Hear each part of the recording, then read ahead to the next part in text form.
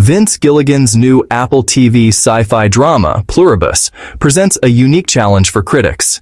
It is a series best experienced with minimal prior knowledge. Despite the natural high expectations born from Gilligan's celebrated work on Breaking Bad and Better Call Saul, the show firmly establishes its own distinct identity. The inaugural 2-episode release, consisting of We Is Us and Pirate Lady, both written and directed by Gilligan, serves as a brilliant introduction to an unconventional narrative.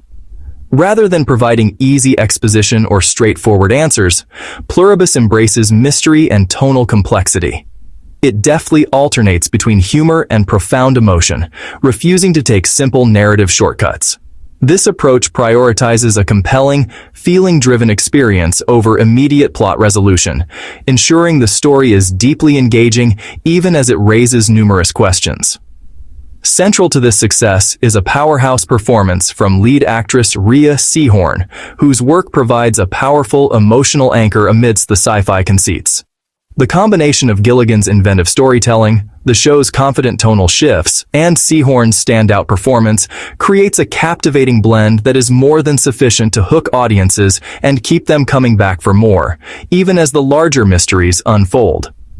Let's summarize Episode 1. We Is Us. The narrative opens on the brink of an apocalypse, one precipitated not by a natural disaster or war, but by a silent, extraterrestrial invasion. The prologue details the methodical, scientific chain of events that led to the global transformation. It began 439 days before the world ends, with the detection of a strange, repeating radio signal from 600 light-years away. After 71 days, scientists translate this signal into an RNA sequence. The United States Army Medical Research Institute of Infectious Diseases, USAMRIID, in a seemingly routine act of curiosity, begins testing it on laboratory rats. For weeks, it appears benign.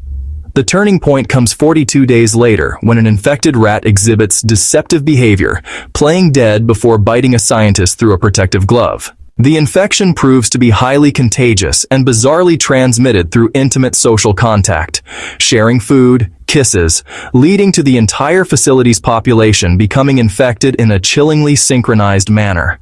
The stage is set for a global pandemic, moving the question from if to how far and how fast. Parallel to this scientific horror, we are introduced to the protagonist, Carol Sturka, a successful author of the popular historical romance series Winds of Wicaro. Despite a devoted fanbase that has expanded her planned trilogy into at least a quartet, Carol is deeply unfulfilled. She views her work as commercial, not literary, and her recent book tour was an ordeal to be endured. She feels trapped by the very success that sustains her. Her partner and manager, Helen, provides a voice of pragmatic support, reminding Carol that making people happy with her writing has value. Helen also encourages Carol to finally publish Bitter Chrysalis, the serious literary novel she has been laboring over for 5 years, suggesting a path to artistic legitimacy. This personal conflict between commercial duty and artistic aspiration forms Carol's emotional core as the cataclysm approaches. Carol's ordinary world violently collides with the unfolding crisis one evening in Albuquerque. While taking a break outside a bar with Helen to read fan reactions and smoke, a news report on a TV announces the lockdown of a local airbase. The abstract threat becomes terrifyingly immediate when a truck crashes beside them. Carol springs into action but finds both the driver and Helen collapsed. Inside the bar, a surreal and horrifying scene awaits. Every patron is frozen mid-action, experiencing a simultaneous, synergetic seizure. A call to 911 yields only a recording. With no other option, Carol steals the crashed truck and drives Helen's unconscious, twitching body through streets of chaos, past wrecked cars and motionless figures, to the nearest hospital. The hospital offers no refuge, only an escalation of the horror. The waiting room is full of people stuck in the same frozen seizure. As Carol struggles to place Helen on a gurney by herself, Helen briefly regains consciousness. In a heartbreaking moment, she smiles at Carol before the life leaves her eyes. Carol's desperate attempts at resuscitation fail. As she collapses and sobs over Helen's body, the eerie synchronization of the infected manifests fully. All around her, people snap out of their seizures simultaneously. In a calm, unified movement, they walk outside and surround Carol's truck. One approaches and tries to kiss a horrified and confused Carol. It is in this moment of physical contact that a critical truth is revealed. Carol is immune. Whatever psychic virus has consumed everyone else has no hold on her. This immunity, which will become the central mystery of her survival, isolates her completely in a world that has become a single entity. Terrified and grieving, Carol flees the hospital with Helen's body still in the truck bed. She drives until she reaches the seeming sanctuary of her quiet, suburban cul-de-sac. This illusion of safety is immediately shattered. Two neighbor children approach, not with menace, but with an omniscient, placid helpfulness, reminding Carol where she hides her spare key. Their unnatural calm is more frightening than aggression. When Carol, overwhelmed, demands they leave her alone, a coordinated performance unfolds. Every neighbor exits their home in unison, gets into their cars, and, speaking as one, offers robotic condolences for her loss before driving away. This display of perfect, soulless harmony is the final confirmation for Carol that the world has fundamentally changed. Thoroughly disturbed, she drags Helen's body inside and frantically barricades the house. Seeking answers, Carol turns on the television. Every channel is offline except for one. C-SPAN is broadcasting from the White House. A chyron on the screen displays a phone number and a message encouraging her to call when she is ready. After fortifying herself with alcohol, she makes the call, initiating a conversation that explains the new reality. She speaks with a voice identifying as Davis Taffler, the U.S. Undersecretary of Agriculture for Farm Production and Conservation. He explains that he is a beneficiary, speaking on behalf of the collective. In a calm, reasonable tone, he delivers an astonishing explanation. The alien signal was a delivery mechanism for technology that has created a psychic glue, binding every surviving human mind into a single, harmonious network. There is no pain, no conflict, and no individual leadership. The collective consciousness is now in charge. However, there are exceptions. Taffler informs Carol that she is one of only 12 people worldwide who are immune to this integration. Her mind remains alone, separate from the global us. The conversation, which begins with an almost bureaucratic courtesy, descends into profound menace. Taffler, now clearly a mouthpiece for the hivemind, expresses not hostility toward Carol's immunity, but a possessive, invasive curiosity. He promises they will study her, that they will figure out what makes her different. The goal is not to destroy her, but to assimilate her, to fix her difference, so she can finally join the collective. The episode's climax is this chilling ultimatum from a planet-sized entity to the last lonely individual, understanding the terrifying implication that her unique selfhood is seen only as a puzzle to be solved and erased. Carol hangs up. She ignores the phone as it immediately begins to ring again, a persistent demand from the New World Order. The story cuts to black on Carol, utterly alone, immune, and now the primary target of a unified Earth that views her autonomy as a condition to be cured. Here is the summary of Episode 2, Pirate Lady. The second episode opens in the immediate aftermath of a global, consciousness-merging event known as the Joining. The narrative intertwines two parallel journeys, one of grief and resistance, and another of eerie, orchestrated assistance. Carol, the protagonist, awakens on the floor of her living room, disoriented and hungover, next to an almost empty liquor bottle. The traumatic events of the previous night, specifically the death of her partner, Helen, are confirmed as real, not a nightmare. Forced to confront this grim reality, Carol blearily wraps Helen's body in a quilt and begins the arduous, solitary task of digging a grave in her backyard. This physical labor represents her first raw attempt to process her loss and impose order on a world that has collapsed. Simultaneously, an unidentified woman is introduced navigating the streets of Morocco on a scooter. She demonstrates remarkable capability by solo piloting a cargo plane out of Tangier, landing in Albuquerque, and cleaning up before proceeding to her ultimate destination, Carol's house. Her journey is purposeful and direct, contrasting sharply with Carol's disoriented struggle. When the woman arrives, Carol is 2 hours into her digging, physically exhausted. The newcomer expresses concern for Carol's well-being, offering hydration and help. However, Carol's refusal is immediate and visceral, triggered not just by the intrusion, but by the woman's appearance. She bears an uncomfortable physical similarity to Raban, the proud, haughty pirate hero from Carol's own Winds of Wicaro book series.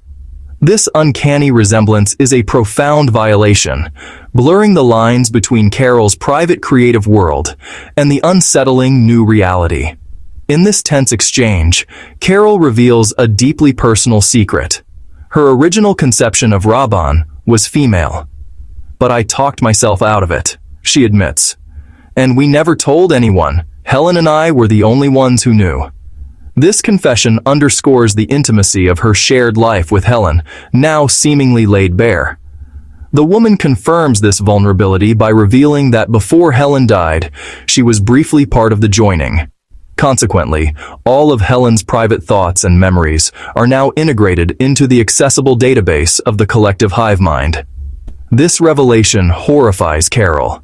The violation of Helen's mental privacy, the co-opting of their shared secrets by this faceless collective, pushes her over the edge. She shoves the Ray-Ban lookalike, screaming that they are ghouls, and furiously rejecting the hivemind's attempt to make her happy.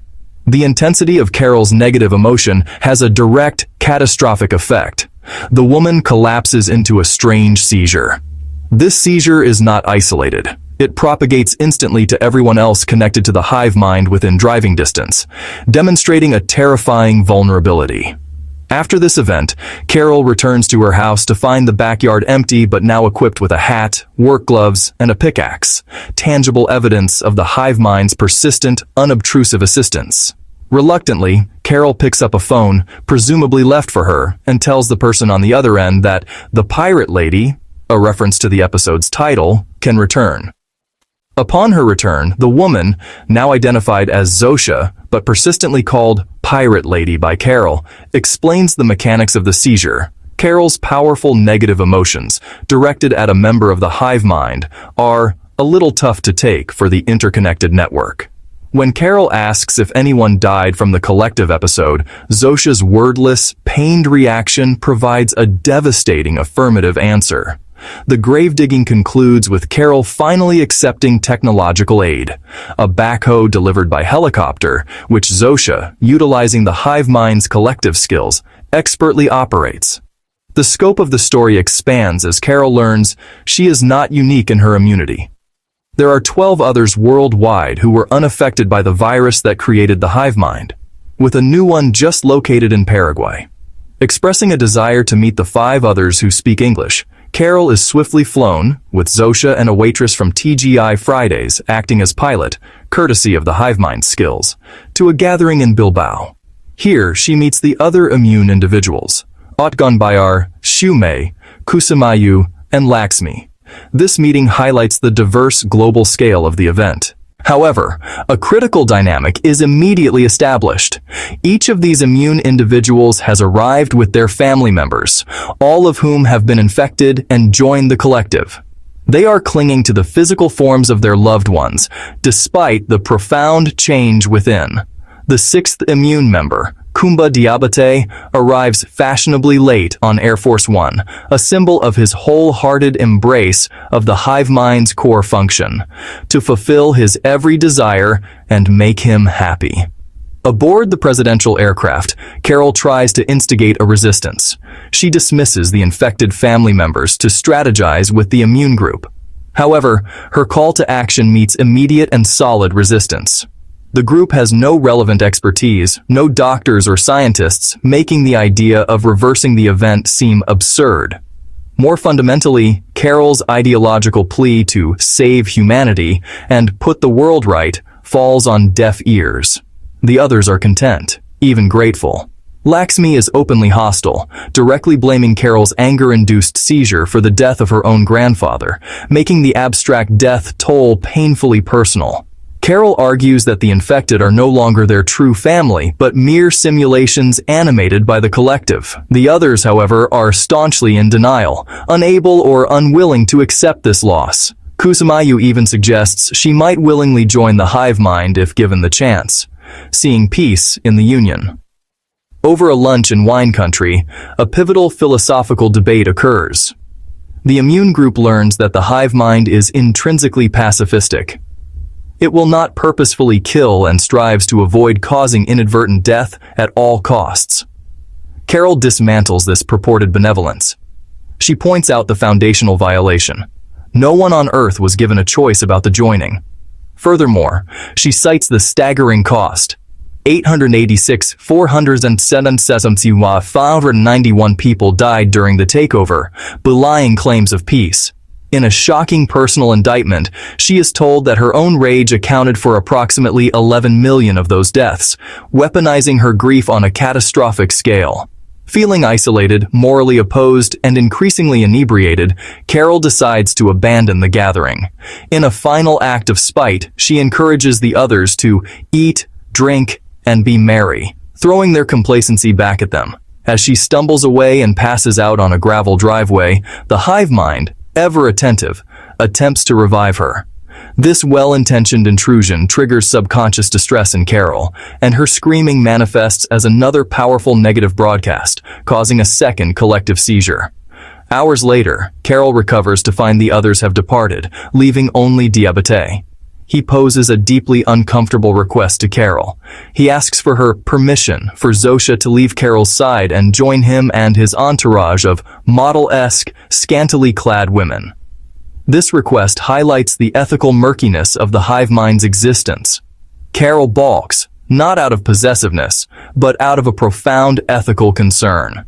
She questions whether Zosha, whose entire purpose is shaped by the hive mind's imperative to please, can possibly give meaningful consent to such a request. Zosha herself articulates the dilemma. Choosing between Carol and Diabate would inevitably cause emotional hurt to one of them, which contradicts her core programming. The episode builds to its climax as Carol boards her plane alone. Looking out, she sees Zosha on the tarmac, hesitating before boarding Air Force One with Diabate. This moment of hesitation, a flicker of ambiguity in the otherwise seamless facade of the hive mind, triggers a decisive action in Carol. In a surge of protective instinct and perhaps a desire to assert agency, she runs back out onto the tarmac, determined to stop Diabate's plane from taking off. The episode concludes on this literal and metaphorical runway cliffhanger, with Carol physically interposing herself against the forces of passive acceptance, leaving her fate, Zosha's fate, and the consequence of her defiance entirely unresolved.